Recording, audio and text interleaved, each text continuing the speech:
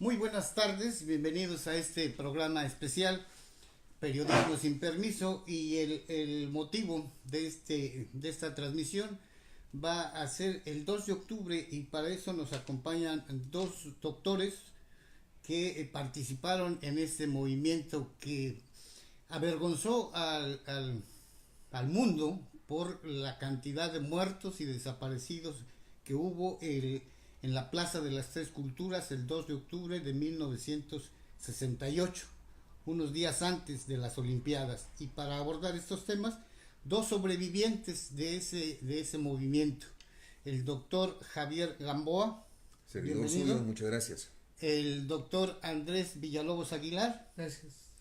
y una joven, digo joven porque pues está joven, nada más por eso, pero que a pesar de su corta edad, el día de ayer nos regaló una invitación a la conciencia o a la reflexión sobre lo que fue el movimiento de 68. Hizo una marcha meeting acá en Chetumal, la maestra, ¿cómo se, perdón?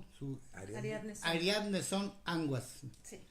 Doctor, empezamos, si enmarcamos en el contexto mundial el movimiento de 68, no como un hecho aislado, sino como parte de una inquietud mundial. Sí, muchas gracias, pero primero quiero agradecer, Mario, la posibilidad de estar aquí, con un honor con Andrés, con Ariadne. El movimiento del 68 fue mundial, efectivamente. Hay más o menos consenso en que empieza en París, un movimiento que empezó por tener más libertades en los dormitorios universitarios. Querían dormitorios mixtos y fue evolucionando cada vez con gritos de batalla social más y más y más importantes, hasta que culminó con uno que se llamó interdire d'interdire, prohibido prohibir. El movimiento en México no se nutrió, no es que se haya nutrido ni haya tomado el 100% de su impulso de este movimiento, sobre todo parisiense, pero sí fue un contexto muy importante que permitió retroalimentar con otros movimientos en el mundo. Por ejemplo, no solo el de París, sino en Estados Unidos de América, el movimiento del 68 empezó en la Universidad de California en Berkeley. El impacto que ha tenido desde entonces Berkeley de la Universidad de California en ese movimiento y en los 50 años posteriores ha sido impresionante. Pero sobre eso podríamos hablar un poco después. El movimiento del 68 en México, digamos que es catalizado por estos hechos al exterior, hechos que participan no para condicionar directamente el movimiento, pero ayudan a crear las condiciones propicias, en ese sentido catalizar. Y aquí conjuntó a muchos segmentos, sectores, que tenían en común una espontánea protesta a lo que se veía entonces. Era espontáneo, no es que fuera nada teórico, ni producto de lecturas, no fue lecturas de marxismo, había sectores que sí, pero en general este sector, digamos, más lúcido teóricamente, era uno de los que confluían ahí. A nivel partidista, incluso el Partido Comunista le hizo el feo, el Partido Comunista de México, igual que pasó en Francia, también el Partido Comunista era algo que rebasaba los límites de los movimientos hasta entonces. Quisiera dejar por lo pronto aquí para okay, usted me haga posteriormente sus preguntas. Doctor Andrés, el movimiento de 68 en el que tú participaste siendo estudiante de la Facultad de Medicina, básicamente se inicia con 5 o 6 puntos, ¿no? ¿Nos podrías recordar algunos de esos puntos básicos? Bueno, en concreto, se inicia como un pleito de pandillas, en donde la fuerza pública exagera la manera de reprimir. En nuestro país, la represión era una política pública. O sea, todo lo que fuera mitin, todo lo que fuera manifestación, pues era reprimida, ¿no? Y habían ya reprimido a muchos sindicatos, muchas organizaciones civiles como la de los médicos, tranviarios, etcétera, ¿no? Y bueno, existía mucha inconformidad en torno al ejercicio de los derechos humanos, ¿no? Porque también eran cosas que estaban prohibidas. Es decir, tú no podías asociarte, tú no podías manifestarte, tú no podías marchar.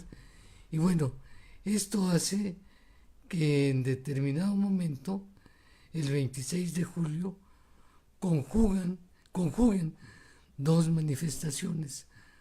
Una que organizaba la FENET, que era la organización charra, por decirlo así, del Politécnico, en desagravio a la invasión que se había tenido de la Boca 5 y de la Boca 3.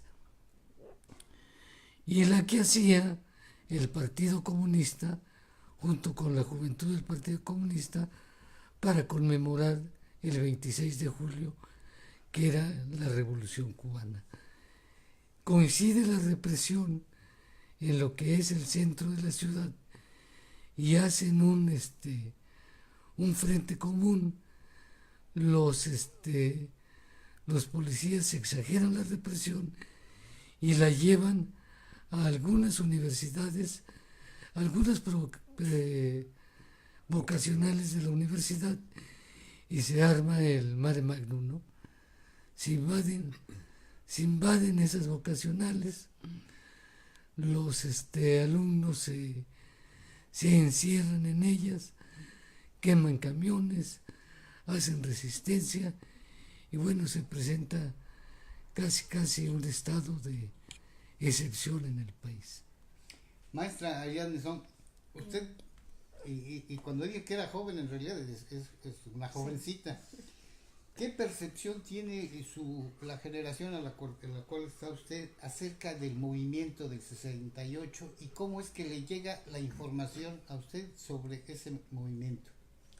El movimiento del 68 es icónico para todas las generaciones. Hay un antes y hay un después del 68. Es el poder de los estudiantes manifestarse ante un gobierno represor y obviamente una política en donde hubo un genocidio, hay que decirlo así. Gracias a este movimiento de jóvenes, de hombres y mujeres que eran estudiantes y que marcharon porque se había violado la autonomía universitaria, el romper patrimonio histórico de la humanidad, y que pues de alguna u otra manera habían acordado no hacer algún mitin, pero durante las Olimpiadas del 68, la manera atroz en que el gobierno realizó esta represión, y que aún no se saben cuántos muertos y que aún no se saben dónde están los desaparecidos, es un movimiento sí triste, pero que también debe enseñar a las nuevas generaciones que gracias al movimiento del 68 nosotros podremos marchar sin miedo a que alguien nos ataque o que el gobierno vaya o utilice las fuerzas públicas para reprimirnos,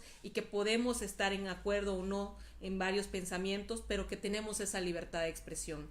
A nosotros nos llega la información de un Tlatelolco, donde hubo una matanza, de la Plaza de las Tres Culturas que se cubrió de sangre, en donde hay documentales por la prensa extranjera, que había un movimiento donde no se quería tener incongruencias porque se estaba celebrando la Olimpiada del 68, pero que aún así los estudiantes, no importaba de qué carrera, no importaba de qué partido político, ideología o incluso religión, marcharon porque estaban en acuerdo, estaban luchando por sus derechos y estaban todos unidos porque la autonomía universitaria había sido violada, y que varias vocacionales o preparatorias y que los estudiantes estaban pues en pugna por sus derechos, era apoyar. Y eso es lo importante de las causas, que la unión hace la fuerza y las visibiliza, y que el gobierno puede o no estar de acuerdo, pero que debe respetarlo y que debe haber un debate para ver qué es lo que le conviene a la sociedad.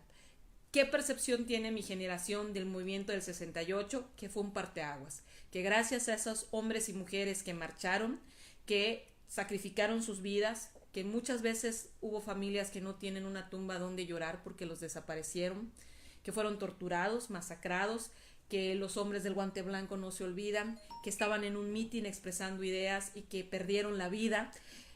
Es un movimiento trágico, pero bien lo dice la marcha de ayer, 2 de octubre, no se olvida, no hay perdón ni hay olvido. Es el mismo sistema, quizás cambian los nombres, pero seguimos viviendo en un sistema de represión, pero no tanto como la sufrió el movimiento del 68. Doctor Gamboa, lo que se conoce generalmente como el movimiento estudiantil.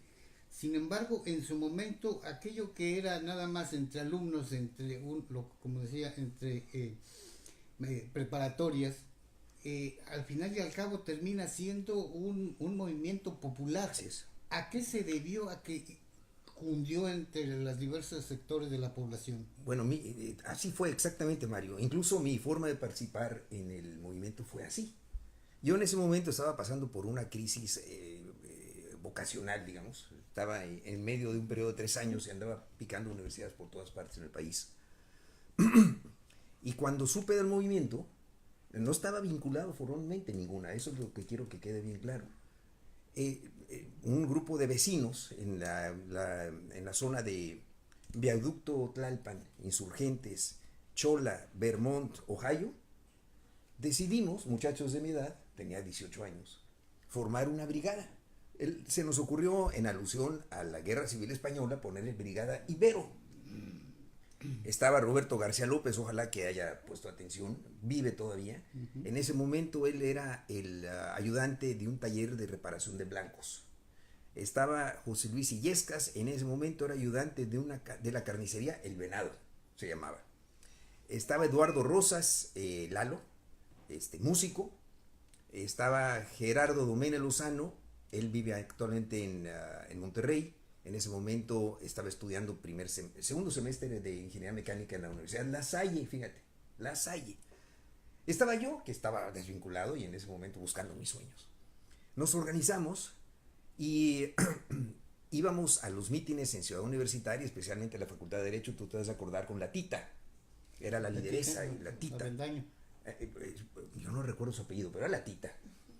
Pero ¿a qué íbamos? A conseguir volantes, y eventualmente hasta nos hicimos de un mimeógrafo Apache, porque era el marco con rodillo y tenía que poner cera, pero funcionaba. Ese fue el gran secreto. El movimiento cundió porque se pudo rebasar los controles bestiales que había entonces de la información pública. El lema de prensa vendida no era en vano. Aquí pasaba una cosa en blanco y aquí se difundía en negro. O pasaba en negro y se difundía en blanco por los medios de comunicación masiva. Claro que entonces era fundamentalmente la prensa escrita. Más o menos la televisión no era tan fuerte como ahora. Por cierto, que ahora hay mecanismos de manipulación mucho más fuertes, ¿no? Mucho más tremendos. Pero era un proceso que no solamente permitió el rechazo del discurso ideológico, sino además construyó su propio discurso. Nosotros nuestra labor como brigadista era subirnos en camión, uno arengaba, dando la verdad de lo que había sucedido en esos días, conforme iba pasando el movimiento desde el 26 de julio. ¿Cuándo fue la manifestación del silencio? ¿El 26 de julio fue? 13 de septiembre. 13 de septiembre. Pasando por todas las etapas hasta culminar, yo creo que para bien, viendo todo, el 2 de octubre. Finalmente fue, como dice Ariadne, un parteaguas importante. No solamente se rechazó el discurso, sino que además se construyó el propio. Por cierto, eso nos dio luego habilidades importantes, porque después de estar en camiones arengando y tocando la guitarra, tocando la música que tocábamos entonces, los nacos, ¿te acuerdas? Papá, ¿qué cosa es? Un granadero. Se fue capaz de crear espontáneamente, que es lo interesante. No es que vinieran del liderazgo para abajo. Lo importante, sí, había un Consejo Nacional de Huelga, pero no íbamos nosotros a seguir indicaciones ni instrucciones. No se daban. Era un movimiento totalmente horizontal. Estaba el liderazgo, por eso es que el gobierno no podía acabar con él. ¿Quién era líder? Pues yo era líder. Tú eras líder, ¿o no? ¿No es así? Sí. No era solamente la dirigencia formal. Y esta forma horizontal es lo que permitió, salvo la mejor opinión de Andrés o de Ariadne o de ti mismo, en mi opinión esto es lo que permitió que a la hora en que el movimiento es reprimido y aparentemente terminado, eso no sucede así. Y continúa hasta la fecha. Porque sí, pudieron acabar con la dirigencia formal, el encarcelamiento y demás, pero eran tantos los sectores y sobre todo población no organizada, como era el caso nuestro, que a la hora de que se desbarate el movimiento, formalmente surge uno más poderoso, que permea por todas partes. donde hay un egresado del movimiento del 60, un egresado, hay un bastión de lucha que en un momento dado estuvo, en determinados momentos de la historia de México, estuvo, digamos que, atrincherado, esperando mejor ocasión como para surgir. En otro surgía, pero igual sin ponerse de acuerdo. Andrés y yo hemos hecho muchas travesuras, así les llamamos, y nos ponemos de acuerdo, no grillamos, simplemente actuamos. Oye, fíjate que hiciste esto, yo también, coincidimos. No sé si me explico. Sí. Eso es lo maravilloso del movimiento. Y es lo que permitió que tú vas a encontrar gentes, dado que el movimiento era tan heterogéneo, que por ejemplo, el movimiento Línea de Masas de maoísta, sigue la estrategia después del movimiento del lleguismo, de llegarle a las instituciones. Se contactan con Augusto Gómez Villanueva, que era entonces el jefe del Departamento de Asuntos Agrarios y Colonización, y los mandan de promotores a las zonas más desarrolladas capitalísticamente del país. A La Laguna, pero todos ellos eran del 68, pero de esa corriente. A La Laguna, a los ríos Yaqui y Mayo, aquí a Chiapas, y forman una cooperativa. Están ellos ahí, el lleguismo. Claro, era Línea de Masas, pero era Carlos Salinas, con su papá Raúl Salinas de Gortari, fíjate. Fue un sector, así se metió. De hecho, cuando Carlos Salinas llega en 88 a la candidatura del PRI a la presidencia de la República, ellos lo consideran como un triunfo del 68. Pero no era así, era nada más de un segmento pequeño, de Línea de Masas, que fue desde adentro de las instituciones llegando. En el camino pierden las ideas, porque el sistema los coopta. Otro segmento es al cual yo pertenezco. Después del 68 decidimos meternos a la vida académica. No es que nos hayamos puesto todos de acuerdo, simplemente en esa trinchera estamos. Y con las ideas y los ideales del 68, por ejemplo en mi caso, 35 años de investigación ininterrumpida en ciencias sociales en la materia. Hay otro sector que se mete a los poderes legislativos, sobre todo de los estados, congresos locales, y desde ahí dan la lucha. En Sonora fue el caso. El primero diputado local de oposición en Sonora, en el año de haber sido 80, es un egresado del movimiento de uno de estos segmentos. Y luego están los que continúan en la lucha desde el punto de vista político-partidista. En los partidos políticos, insisto, salvo la mejor opinión de ustedes, son el mecanismo de control institucional de la protesta, le quita el filo a todo. Entonces meten ahí, pues y acabaron siendo absorbidos por los partidos. Como lo decías tú en broma hace rato, yo creo que es muy real. Todos los partidos, desde el momento en que alguien se mete y da la lucha por ahí, sabe que va a tener que mover dentro de márgenes muy estrechos y lidiar con corrupción, todo lo que hay dentro. Bueno, un sector también se metió ahí. Esa es mi lectura de los hechos posteriores. Todo considerado sumamente importante. El optimismo. El optimismo es lo que a todos los sectores de símbolos, desde los que se meten, que ya estaban dentro del poder, como el caso de Raúl Salinas, hasta los que dan la lucha. Bueno, hay otro sector que se radicaliza. Se radicaliza y se va a la lucha armada. La brigada de ajusticiamiento campesino, ¿no? Con el Partido de los Pobres. Ese no se desprende directamente del 68, pero tuvo vínculos. El movimiento Liga 23 de septiembre, directito de allí. Fíjense, bien curioso ese movimiento. Liga 23 de septiembre emana, se van a sorprender, en el Tecnológico de Monterrey. En Monterrey. Todavía con la influencia de octubre, ¿no? El TEC de Monterrey, en 69, en Economía, los estudiantes realizan un periódico que se llamaba El Quijote. La Junta de Gobierno del TEC de Monterrey dice, no, El Quijote, ¿cómo? ¿Qué podía hacer El Quijote, no? Sueños. Los corre del TEC y entonces hace una huelga de hambre.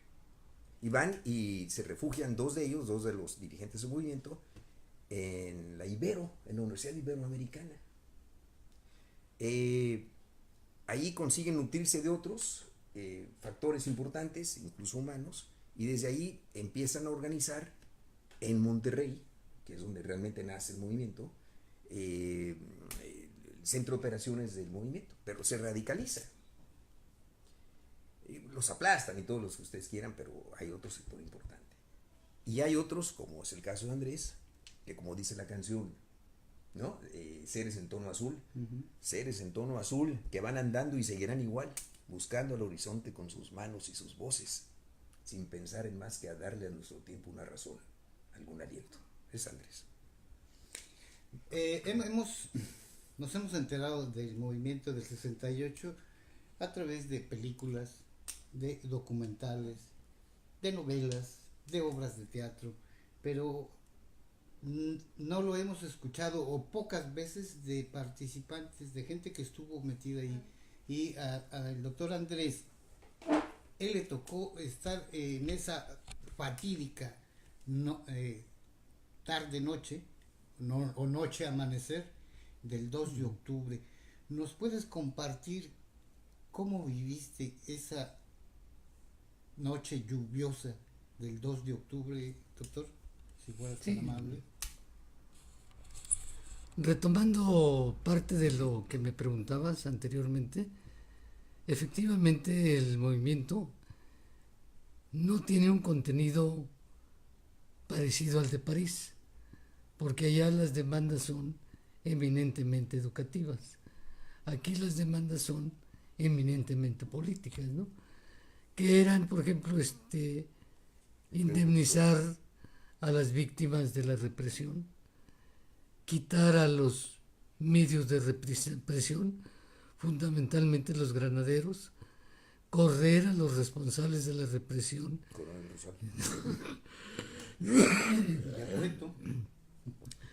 General Coronel de Rosal, General Cueto y al de los granaderos, ¿no? Y la otra, derogar el artículo 145 y 145 bis, que era sobre el delito de disolución social. Con relación a lo que me dices, sí, efectivamente yo estuve esa noche ahí, llegué junto con mis hermanos y un amigo y nos quedamos estratégicamente en un lugar que permitía huir si había represión, que era cerca de la torre de Relaciones Exteriores y cerca de la iglesia de Santiago Tlatelolco. El problema es que yo tenía que recoger unos impresos que los compañeros habían hecho en la mañana y que íbamos a distribuir en esa noche, a volantear. Y me quedé de ver con un compañero Mitre en los bajos del edificio Chihuahua. Entonces yo caminando ya a los 10 minutos para las 6 de la tarde hacia ese lugar, camino y empiezo a sentir cierta presión de atrás que me van empujando. Volteo a ver y eran los soldados que venían ya empujando a la gente hacia adelante. Cuando yo llego a determinada distancia de las escaleras para bajar al pasillo donde está el Chihuahua, el edificio Chihuahua, empieza la gente a retroceder porque ahí también las están empujando. El edificio Chihuahua es clave porque en una de los pisos habían improvisado como donde estaban los oradores. Sí, el edificio Chihuahua quedaría, si nosotros estamos aquí, hacia el oriente, o sea, hacia este lado. Y efectivamente ahí estaba el presidium donde estaban hablando los oradores. Entonces yo volteo a ver hacia ese lugar precisamente y veo como un tipo alto de un traje oscuro y de una gabardina café toma del pelo a una chica que llevaba una cola de caballo como la que tú tienes. la somete con la mano izquierda, la toma, la somete, con la derecha saca una pistola y le da 2 disparos. Yo ya no alcanzo a ver si le pega o no le pega, porque está la barda del lugar donde está el presidio. Entonces ya no lo alcanzo a ver. En ese momento caen 2 bengalas verdes y enseguida 2 bengalas rojas. Las verdes caen en el seno de la reunión y las rojas caen una en la reunión y otra en la plaza en la iglesia. En ese momento se arma la balacera y se oyen gritos de tírense al piso, tírense al piso. Nos tiramos al piso y yo no alcanzo a ver más. Hasta ahí veo lo que alcanzo a ver, ¿no? Después de eso sigue un periodo de una balacera intensa, se calma la balacera, entran las tanquetas y una tanqueta le tira un misil a una ventana de donde están haciendo fuego con la ametralladora. Se empieza a incendiar el departamento y afortunadamente empieza a llover y el incendio se apaga. Después de esa lluvia hay otra balacera, hay otra lluvia y otra balacera más dispersa y nos empieza a levantar el ejército con la bayoneta calada y a patadas y a golpes y nos van formando de uno en uno en el lado de la iglesia. Tiempo después empiezan a disparar a la iglesia y los disparos empiezan a caer más cerca de nuestras cabezas y nos tiramos al piso. Los soldados nos levantan y nos dicen que ahí ya está nuestra guerra, que no seamos cobardes, que nos levantemos y que permanezcamos parados. Las balas siguen cayendo cada día más cerca, cada vez más cerca, y vienen de lo que es la vocacional 7, que ya había sido tomada por el ejército, y donde estaba el edificio Aguascalientes. Se calma esa balacera. Tiempo después nos quitan los cinturones, nos quitan las agujetas y nos meten a lo que era donde estaban los curas, ¿cómo se llama? ¿Convento? Al convento. Y ya cuando nosotros llegamos, pues prácticamente el convento ya estaba lleno. Había muchas mujeres, hombres, niños. Empezamos a caminar y bueno, empiezo a caminar y encuentro a mi prima que está ahí toda chocada y le digo: Beta, ¿cómo estás?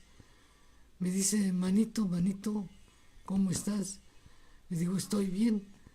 Dice: me siento mal. Le dije: mira, tú vas a salir. Cuando salgas, le dices a mis hermanos que me vistes vivo aquí. Dice: bueno, pero pues obvio, nunca les dijo nada, ¿no?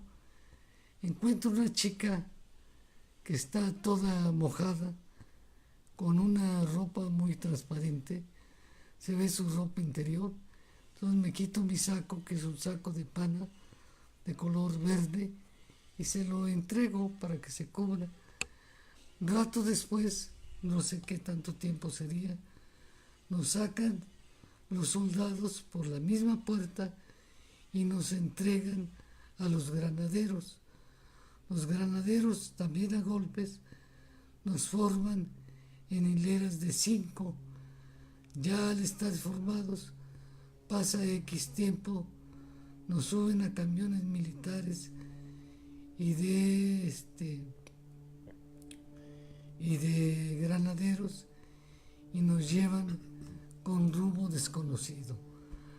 Algunos dicen que nos van a matar, que no era una idea loca, no estaba dentro de las probabilidades. Nos llevan y algunos compañeros dicen, donde se pare la camioneta, corran por todas direcciones a ver si algunos se pueden salvar.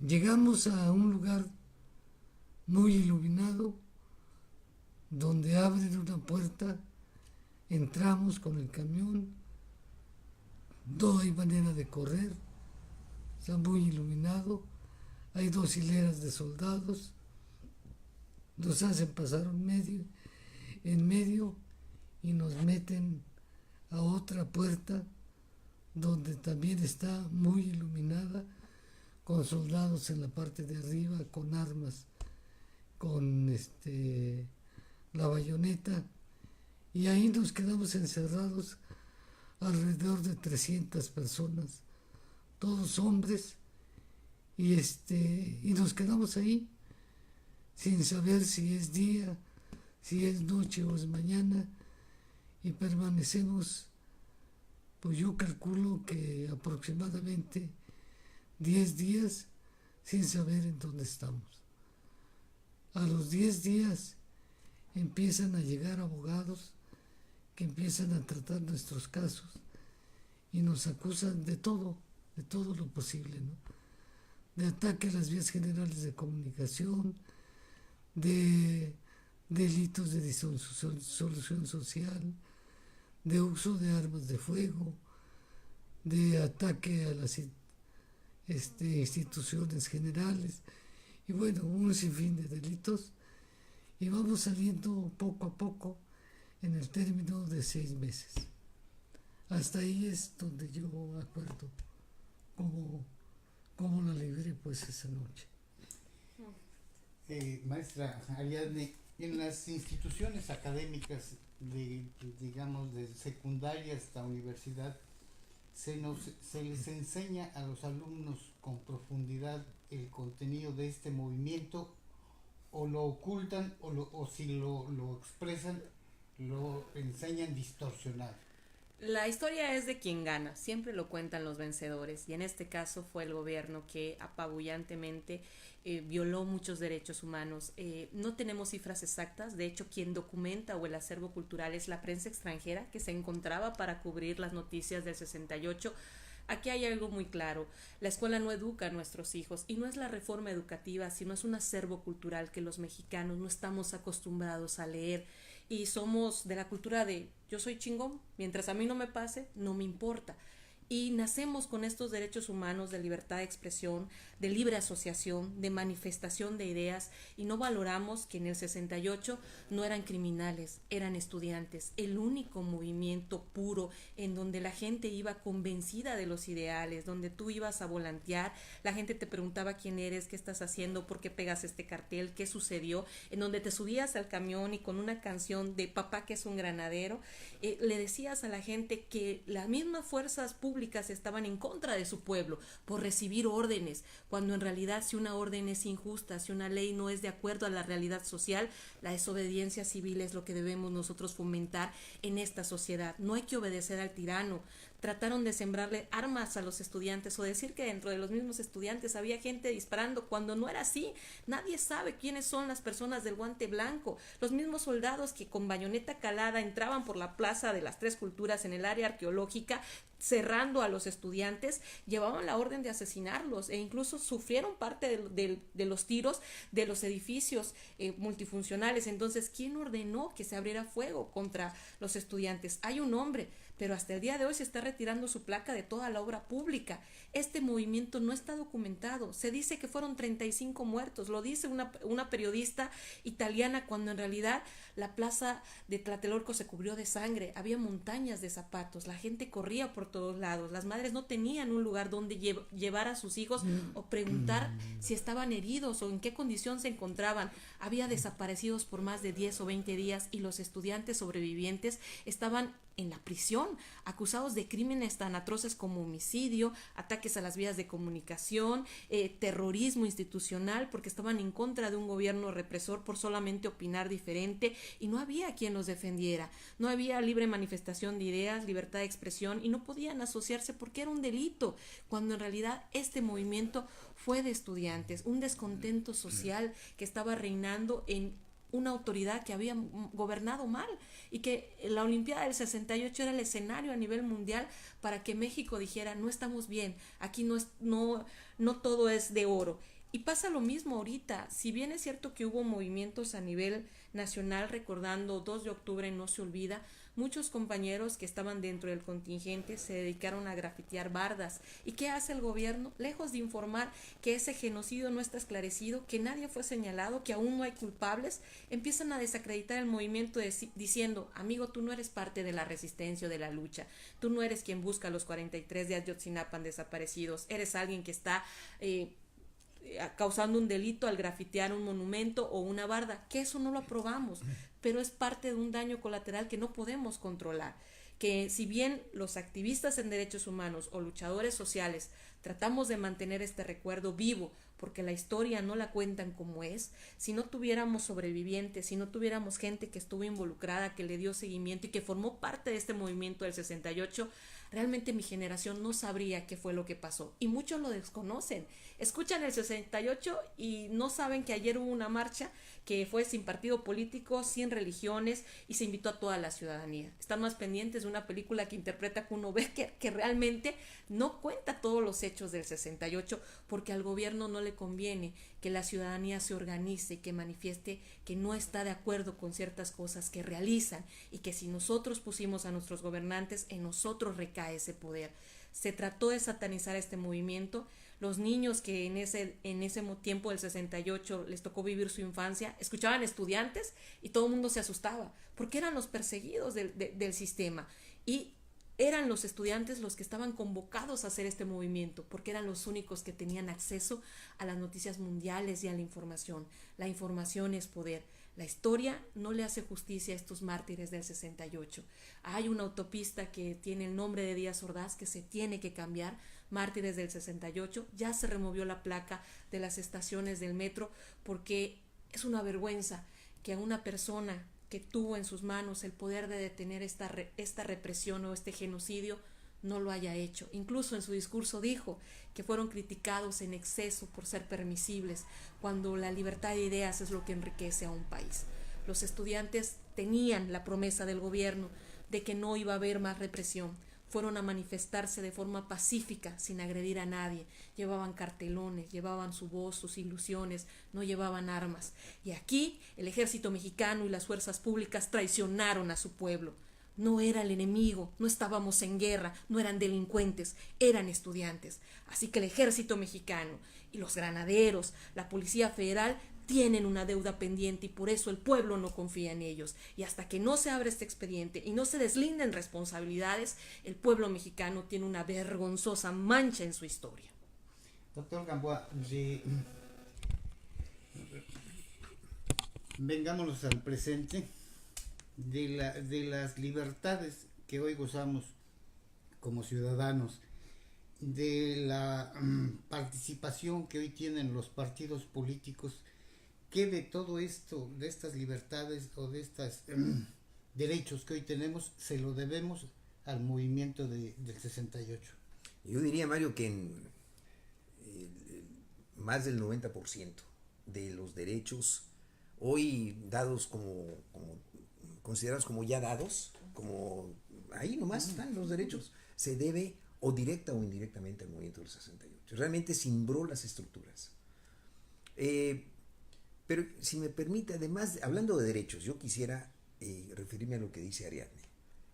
efectivamente la historia la hacen los vencidos, los vencedores. Y es la historia hasta ahora solo ha ocultado.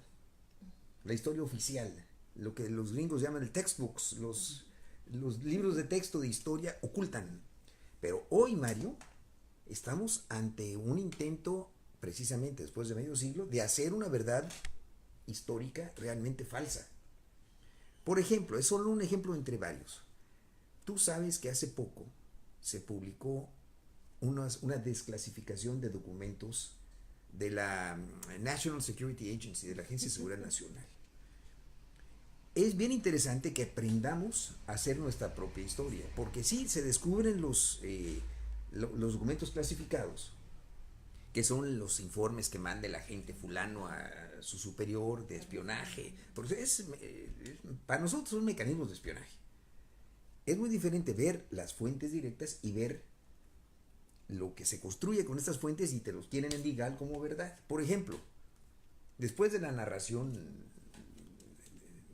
de veras muy fuerte que ha hecho Andrés del 2 de octubre, sale un artículo cubriendo estas fuentes clasificadas que se llama The CIA Eyes on Tlatelolco. O sea, resulta que la CIA se enteró de lo que pasó a través de sus agentes. Y yo digo, no se debe llamar así. Se debe llamar las manos, los pies y todo de la CIA metidos ahí. No, uno no puede entender lo que pasó. Perdón, doctor, y con la complicidad de altos funcionarios del gobierno por mexicano, supuesto. con claves, Litempo 8, Litempo 3, Litempo 2, y cobraban además por eso. Yo diría que no es la complicidad, formaban un todo, ¿no? Al Litempo hablan de que el presidente de la República era agente de la NSA, ¿no? Entonces nada de que la CIA se enteró de lo que estaba pasando a través de los informes. La CIA recibió los informes de sus agentes de espionaje respecto a quién también le había salido la estrategia. Sí, es muy diferente enterarse ahora dime si lo que planeamos está bien. Eso fue planeado, no fue espontáneo. Estaba la cera de los guantes blancos, como lo puso Ariadna en términos muy impactantes, ¿no? Eso fue planeado. No es de repente salen unos y se pelean con los otros y entonces fuego cruzado y hubo muertos. Yo así lo veo. De manera que tenemos que proteger la libertad básica, hacer nuestra propia versión de la historia, pero no necesariamente versión pretérita, también la versión que hoy estamos construyendo, con ese optimismo que caracteriza a Andrés, por ejemplo. No es un falso halago, Andrés. Yo me acuerdo cuando empezó la campaña presidencial de Andrés Manuel López Obrador, él sacó varios documentos en medios electrónicos de difusión, de veras impactante. Dice, a ver, a los de la generación del 68, ¿no? Donde estén, ¿te acuerdas que pusiste? ¿Te acuerdas de ese en particular? Sí. Donde estén, con el último aliento de vida, dices, hagamos por lo menos realidad a alguien que llega a la presidencia de la República representando los sectores progresistas y democráticos del 68, porque como ya dije, hubo de todo. No nada más fue puro libertad, también hubo ahí infiltrados bien fuertes. Traidores, como Sócrates Campos Lemos. Hubo traidores, hubo de todo, ¿no? ¿Respondí a tu pregunta o no? Sí. Era 90%. Sí, las libertades que goza la sociedad y la que tienen los partidos, producto de un movimiento de hace medio siglo. Sí, y déjame decirte, en 2010 se conmemoró 200 años del movimiento de independencia, del inicio y de la revolución. Yo me di, junto con Andrés y otro grupo de académicos, nos dimos a la tarea de hacer una investigación de 1810 a 2010, 200 años, de movimientos que ha habido para quitar el poder omnipotente de los señores del dinero en el gobierno nacional, en el gobierno federal. Y resulta, Mario, que no ha habido un solo día en estos 200 años, un solo día en que en alguna parte de nuestro fastuoso y precioso territorio ha habido un movimiento luchando por eso. Un solo día no ha pasado. Entonces, para mí, el 2010 fue no conmemorar el inicio del movimiento armado, de la independencia y el inicio del movimiento armado 10-17 de la revolución, sino el punto culminante de 200 años de lucha diaria ininterrumpida del pueblo mexicano por tener un poder, un gobierno federal libre del poder omnipotente de los oligarcas del país y de la plutocracia mundial, ¿no? Sí. Doctor Andrés, hay una frase que cada 2 de octubre se menciona, más allá de las que son consignas, ¿no? Sí, el 2 de octubre es una herida que está abierta. Yo te pregunto, doctor, ¿qué se necesita para que esa cicatriz, esa herida cicatrice o no duela tanto? Yo creo que lo prudente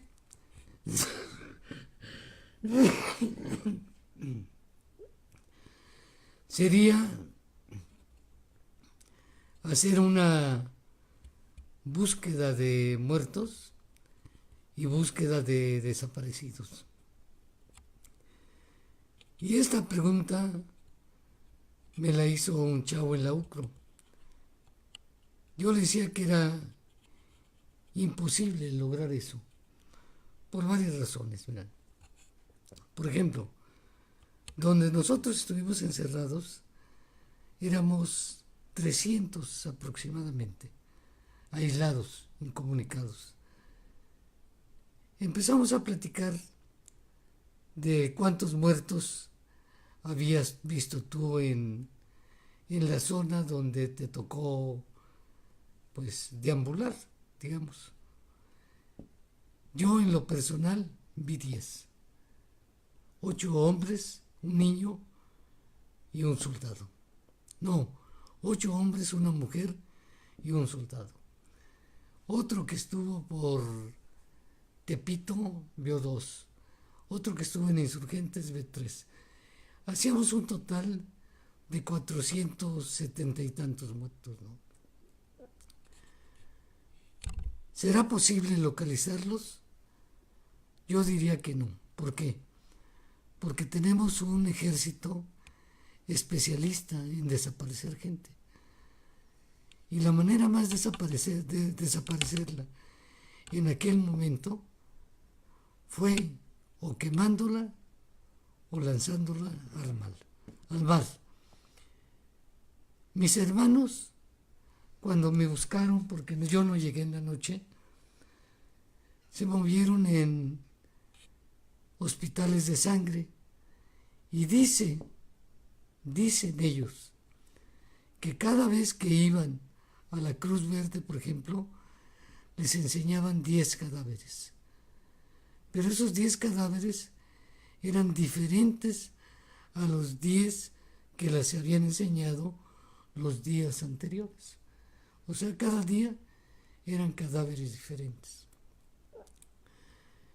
Dice que llegaron como a las 3 de la mañana a la Plaza de las Tres Culturas y vieron cómo había personal del ejército con sudaderas blancas que tomaban los cadáveres de los pies, de los brazos y los aventaban a camiones del ejército y de la basura. Entonces, pues son cientos de cadáveres que hubo ahí muertos. ¿Va a ser posible encontrarlos? Pues no, aunque hay una investigación. A lo mejor se encuentran datos de que alguno estuvo en alguna escuela, ¿no? Y la otra situación, por ejemplo, yo vengo de un lugar de la montaña, de Guerrero, donde para llegar a México tenían que hacerse 24 horas. ¿Tú crees que alguien que haya muerto originario de ese lado, la familia iba a venir a buscarlo? ¿O alguien les iba a avisar, oye, tu familiar está acá? Pues no, no es posible, ¿no? Yo creo que es muy, muy difícil, primero, corroborar la cantidad de muertos y segundo, determinar dónde quedaron. Maestra Ariadne, esta generación, ¿de qué manera puede aprovechar o poner en práctica la lucha que dio el pueblo en 1968. Toda lucha, todo privilegio se debe de honrar poniéndolo en práctica. Mi generación, incluso mis hijos, los que vienen, ya nacen con esta libertad de manifestarse. Lo dicen con orgullo, somos estudiantes, cuando antes eran vistos como delincuentes, cuando antes pasaron días en las cárceles, los torturaron, los mataron, y tú puedes ya salir a la calle y expresar lo que tú quieras. Es una libertad que ya está dada, como el simple hecho de respirar, pero muchas veces no la apreciamos. Si esta generación y la que viene quiere contribuir a honrar y a respetar el movimiento estudiantil del 68, lo que tiene que hacer es poner en práctica esos derechos y ejercerlo. Si algo no está bien, decirlo. Dejar de tomar estos cargos estudiantiles como presidentes de la sociedad de alumnos como un escaparate para un cargo en algún partido político, porque realmente los estudiantes ahorita tenemos esta misma situación. No hay becas que se den más que a los conocidos, no hay apoyo, hay deserción escolar, no hay transporte. Queremos un comedor estudiantil y queremos muchas cosas para que los estudiantes sigan capacitándose y recibiendo sus títulos y ser profesionistas que contribuyan a esta sociedad. Me da mucha pena darme cuenta que los cargos como líderes estudiantiles no son como en el 68. Compañeros que cooperaban, que ponían de su bolsa, que llamaban, que sus casas eran tertulias, que ahí se reunían, que estaban convencidos por el bien común y que no preguntaban ¿y yo qué gano? Ahorita me da pena darme cuenta que cuando vas a una escuela o una institución y pides hablar con el representante de grupo, con el presidente de la sociedad de alumnos o con el representante estudiantil, pues son simplemente jóvenes que aspiran a ocupar un cargo en gobierno, porque aquí se vive de la burocracia, o a ser un líder de su partido político, cualquiera que esté fuera, porque no estamos exentos y no estoy en contra de ningún partido político, pero no ven más allá. ¿Y qué haces por tu institución? ¿Y cómo están tus compañeros? ¿Y cuánto es la matrícula? ¿Y cuántos se pudieron inscribir? ¿Y hay un cobro excesivo? ¿No hay flexibilidad de pago por la colegiatura? Nadie le entra a estas luchas. ¿Cómo podemos honrar esta generación y la que viene al movimiento del 68? No olvidando que ellos dieron su vida, no olvidando que tú ahora puedes gozar de expresarte, de manifestarte, de reunirte con compañeros, pero para apoyar causas buenas, para luchar por algo que todavía no hemos conquistado. Sales como profesionista, tienes una cédula, tienes un título, pero no tienes un trabajo, o estás subempleado, o ganas menos de lo que deberías de ganar. La lucha del 68 aún no termina, seguimos siendo reprimidos por el sistema, y sigue también la prensa vendiendo al mejor postor lo que requiere que se dé a conocer de cierto funcionario. Y cuando tú quieres que se difunda una injusticia o que la ciudadanía se entere de tal acto atroz que el gobierno realizó, pues simplemente dicen los periodistas, aquí no hay lugar para ti. Entonces, despertemos, abramos los ojos, y realmente el movimiento del 68 no es para conmemorarlo, es para honrarlo. Independientemente de la trinchera donde a ti te toque estar, haz algo, porque esta sociedad esté mejor de cómo la encontraste. Deja este mundo en mejores condiciones de cómo estás, y que ese espíritu del movimiento del 68 nos impulse a lograr cosas positivas por la ciudadanía. Pueden estar o no de acuerdo con tus ideas, pero manifiéstate, organízate, defiéndelo, y si al final en un debate perdiste, vuelve a intentarlo, y si no, aceptar lo que la ciudadanía dice. Es importante recordar que el 68 está vivo, que gracias a los que vivieron esto y que pagaron con lágrimas y sangre, podemos nosotros expresarnos. Pero no dejemos en el olvido este sacrificio. Y aplica para todas las causas. Que los estudiantes se den cuenta que ellos tienen el poder, que es el único meeting o el único conglomerado de personas que está consciente de lo que hace, que conoce, que tiene la información y el poder y que puede cambiar realidades. No estoy hablando de personas que van a un meeting político por una torta o un refresco a determinado partido porque todos lo utilizan, sino de personas convencidas que están estudiando y que quieren ser médicos, abogados, doctores, ingenieros, arquitectos, modistas, diseñadores gráficos, pero hay que aportar a la ciudadanía y a nuestra comunidad para lograr generar un cambio positivo e influir en la vida de las personas. Pues a los invitados creo que y a los que tienen la amabilidad de estarnos escuchando, seguramente se pueden dar cuenta de que podemos pasarnos horas, días, semanas, meses y quizá años hablando de lo que significó el movimiento del 68. Doctor Gamboa, el México que estamos viviendo hoy en día supera las expectativas que tú tenías cuando participaste en el movimiento del 68 o todavía le hacen falta o ya las rebasaron? Yo creo que las expectativas que yo tenía cuando estaba en el movimiento del 68 eran muy difusas respecto al futuro, ¿no? Había que actuar porque estaba mal lo que la realidad antidemocrática, represiva que describió magistralmente Andrés. Y había que hacer algo, pero no se tenía claro qué. Yo por eso es que me metí a estudiar sociología, por cierto. En las universidades pasó algo explicable. Yo no diría que lamentable, pero porque sí lo es, pero es explicable por lo que pasó. El Estado es muy poderoso. Entonces, lo que usted decía respecto a los estudiantes pasa respecto a los profesores, ¿no? Sí. De la educación superior pública, ya ni siquiera digan la privada, la pública, estatal, y con algunas excepciones nacional. En el caso de la UNAM, varios dirigentes del 68, después de que el movimiento reprimido, vuelven a su función docente. Es el caso de Elías de Gortari en la Facultad de Filosofía, en fin, un conjunto de profesores muy importantes. Mientras continúan en el claustro universitario ellos, el movimiento sigue vigente en la presencia de estudiantes y profesores. Pero como me decía un estudiante, no voy a decir su nombre, un colega austriaco que estaba en la universidad, decía que él estaba muy contento porque las cosas iban a cambiar en Austria y en Europa en general. Cuando la generación del 68 toda pasara a situación de retiro. ¿Me explico? O sea, los líderes, tenías a Marcuse, todos estos pensadores importantísimos, ¿no? Que tan pronto dejaron de estar ahí y la universidad pública y privada empezó a dar giros hacia atrás. En el caso de México sucedió igual. Sin tener que esperar a que pasaran al retiro, pasó antes. Gente que ahorita en esto que estamos discutiendo, ¿dónde está la voz de los sociólogos universitarios? Están formados para actuar, para investigar y para dar a conocer los resultados sobre lo que pasa y pasó con respecto al 68. Mutismo absoluto, no hay nada. ¿Dónde está en la presencia de lo que está pasando en México en este momento?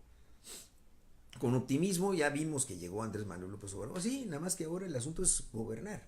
No es, el problema no es cómo accesar al poder formal. Tan pronto llegó, lo empiezan a sitiar los señores del dinero. Está sitiado ahorita. La única manera de romper ese sitio es con grandes movilizaciones y acudiendo a su propia base social de apoyo. 30 millones de personas votaron por él. Bueno, el gran reto que él tiene es organizar esos 30 millones para que no se acaben de volatilizar, porque es muy volátil. La gente no es que esté de acuerdo, simplemente coincidieron en votar y ya, se va cada quien para su casa. Tiene que urgentemente tener esa base social de apoyo. Esa base no se la da Morena.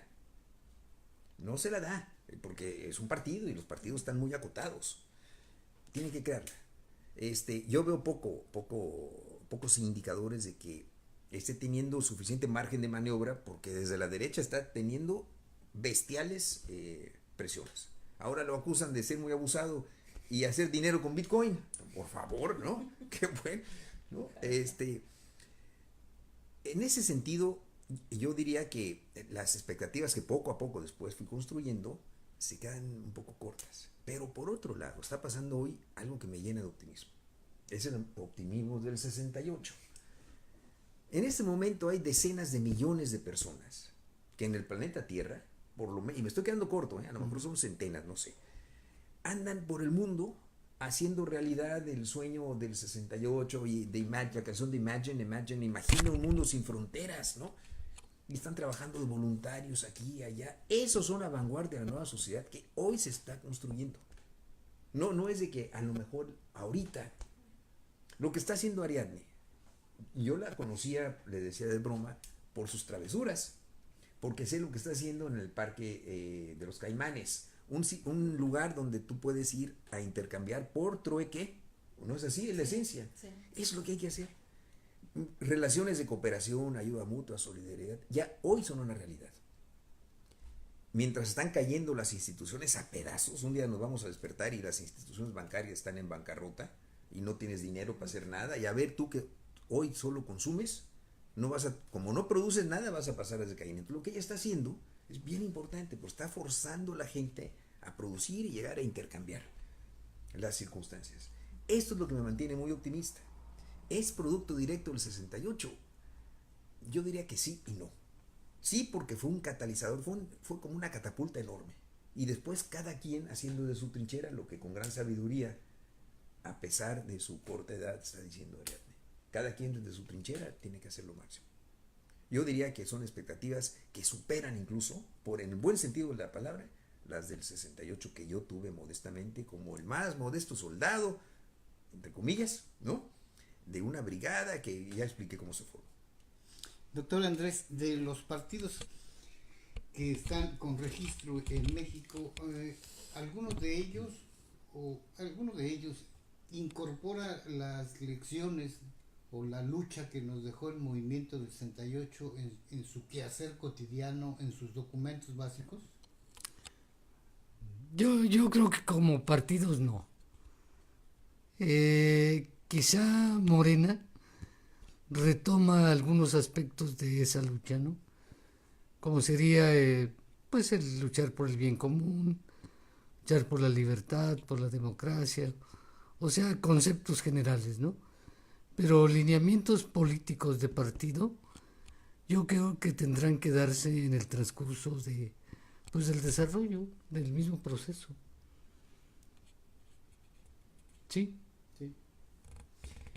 Maestra Ariadne, lo mismo sobre la partidocracia en México. Decía el doctor Gamboa que uno de los éxitos que tuvo el movimiento es que el poder emanaba de la base. Pudieran quitar los dirigentes, la base tenía el poder. Hoy los partidos son cupulitas parasitarias que se los pueden quitar y como que la base de la militancia no sabe qué hacer. ¿Cómo lo ve usted? Yo, toda militancia de cualquier partido debe informarse de los principios, de los documentos básicos del partido, de sus reglamentos, de quiénes lo fundaron, cuál es la ideología, porque muchos ahorita se están asombrando que Morena ya en el Congreso de la Unión está a favor de la despenalización del aborto y dicen, ¿cómo? No es posible, es un partido progresista que tiende a darle más derechos humanos a hombres y mujeres. Esto es un ejemplo, igual puedo citar otros ejemplos en otros partidos donde recientemente se dio cuenta una persona que pertenecía al PAN que en una sesión en el Congreso de la Unión estaba en su teléfono contratando un servicio de escort o de acompañante y pertenece a un partido que tiene los principios de defienden la vida o de doble moral, conocido como el Partido de Acción Nacional. Y tengo bastantes, ¿no? De todos los partidos. ¿Qué es lo importante? Que la militancia se fortalezca, que efectivamente conozca los mecanismos para que si alguno de sus candidatos o personas que llegaron a un cargo de elección popular no está cumpliendo con lo establecido en sus principios o reglas básicas de funcionalidad de su partido, puedan demandarlo o incluso puedan fincarle responsabilidad por no cumplir con los compromisos adquiridos. ¿Esto qué quiere decir? Que el pueblo viene del pueblo, pero el pueblo también tiene que documentarse, no es hacer un plebiscito, sino también documentarse sobre cuáles son los delitos que cometen como funcionarios públicos y no solamente estar en el Facebook creyendo que vamos a cambiar el mundo cuando no leemos ni un libro y no nos damos cuenta que como servidor público comete un delito y que hay que denunciarlo a la Contraloría o a la Secretaría de la Función Pública. Yo soy una persona que está convencida que los partidos políticos tienen un tiempo y van a estar caducos porque el poder radica en los ciudadanos. Le apuesto mucho a las candidaturas independientes, como obviamente una experiencia personal que ya tuvimos, es muy difícil. Hay un sistema que blinda a los partidos, que tienen una base, una militancia, que tienen redes, que tienen presupuesto, y tú como candidato independiente te vas solo, con el grupo de personas que te ayuden. Pero creo que es una buena opción para competir, para ampliar la democracia, para que cualquier persona que enarbole causas buenas y que quiera participar en la toma de decisiones como ciudadano, obtenga esa candidatura independiente. Yo creo que los partidos tienen fecha de los partidos políticos tienen fecha de caducidad y que muchos de los ciudadanos que sí quieren un cambio y que no están contentos con la realidad social y económica del país se van a dar cuenta que ellos tienen el poder de organizarse, de manifestarse, y quizás la figura de la candidatura independiente para ellos ya no sea una burla o alguien que no tuvo lugar en su partido se va y lo ocupa, sino realmente empiecen a analizar la trayectoria de la persona que enarbola esa candidatura. Pero mi consejo para la base, la militancia de todos los partidos políticos, es que no se dejen pisotear. Si algo está mal hay que decirlo. Si somos incómodos o incorrectamente políticos en tu partido, lo tienes que decir. En ustedes radica la fuerza y no se vale que las líderes de colonia o las distritales las tomen en cuenta para cuando hay elección, pero cuando se trata de repartir los cargos para poder competir en una candidatura, pues tú no vas porque no reúnes el perfil.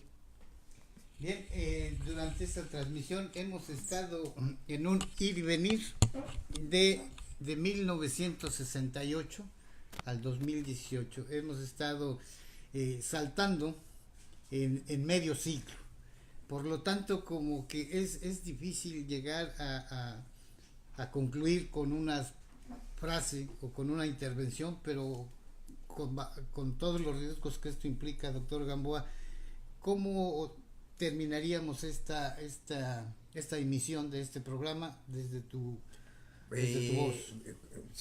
Si me pidieras una frase, yo propondría normar y hacer el presente por el futuro deseable. El futuro no es catastrófico, el futuro es muy próspero, optimista. Nos están vendiendo la idea de que no queda más que la tenebra y el mundo se va a acabar. Es un futuro, el deseable es posible, siempre y cuando normemos nuestra acción a partir de ese futuro deseable hoy. Yo eso diría, Mario. Doctor Andrés, tú que eres uno de los sobrevivientes, ¿qué le dirías a nuestras juventudes? Pues aquí Ariana lo mencionó con mucha claridad, ¿no? Yo creo que los chavos, los jóvenes, deben estar informados de lo que ha pasado, sobre todo del 1968, porque es un punto de quiebre para el país y para el mundo realmente, ¿no? Y tener presente que los movimientos se dan para buscar siempre un bienestar mejor, ¿no? Y que este 2 de octubre no se olvide, ¿no? Sino que sea un 2 de octubre militante, o sea, participante, pues, en procesos de desarrollo del país. Ariane, ¿sigue teniendo validez aquello de que para explicarnos el presente debemos conocer el pasado? Por supuesto, un pueblo que no conoce su historia está condenado a repetirlo y no vamos a superar los errores, ni vamos a aprender, ni vamos a tratar con nuevos caminos. Mi madre siempre me dice, ¿quieres obtener resultados diferentes? Haz cosas diferentes. Muchos quizás no estén de acuerdo con las luchas ideológicas que su servidor encabeza y quizás piensen de manera contraria. Yo creo que esa es la riqueza de un pueblo. Luchen, organícense, defiendan sus ideales, participen en la vida política, que las autoridades no se crean intocables, que no crean que solo lo que ellas opinan o creen está bien, sino que tienen que voltear y hacer caso a la sociedad. Esto aplica para todas las luchas sociales. Si yo encabezo una y estás en contra, no hay problema, se respeta la libertad de expresión. Pero si tú tienes otro punto, tienes otra lucha social y estás viendo que algo está mal, no te conviertas en cómplice callando. Organízate, manifiesta tus ideas, ten el valor de salir a las calles y denunciar estos actos y no ser un solapador de que la autoridad cometa actos de impunidad o de corrupción. Y yo le apuesto mucho a la participación ciudadana, a que el ciudadano tenga este valor de señalar lo que está mal y también lo que está bien, pero que participe, que no vea el poder muy ajeno, sino que algo que hacemos todos, porque lo que hagas hoy va a repercutir mañana. Yo educo a mis hijos este régimen de hacer y seguir haciendo y no caerte y luchar y ayudar a quien menos tiene, porque la vida es un círculo y cuando menos te lo esperes estamos arriba y estamos abajo. Siempre les he dicho que luchen por sus sueños, que este gobierno donde viven en un marco de libertad y respeto a los derechos humanos puede estar bonito en letra, pero hay que aplicarlo y hay que conocerlo y hacer que las autoridades hagan su trabajo porque cobran bien. Y nosotros como pueblo tenemos que estar informados. La información es poder. No te dejes guiar por todo lo que ves en Facebook. Entra a los links, lee, está el internet. Antes no lo teníamos, pero ahorita a un clic de distancia tenemos los libros, los documentales y las series. En vez de ver estas series digestivas que te picas con un capítulo y que está bueno para el entretenimiento, pero que nada aportan a la historia de México, yo te invito a que leas, a que te documentes en cualquier postura del tema que tú quieras, pero que con argumentos sólidos puedas entablar un debate e intercambio de ideas. Eso siempre es enriquecedor.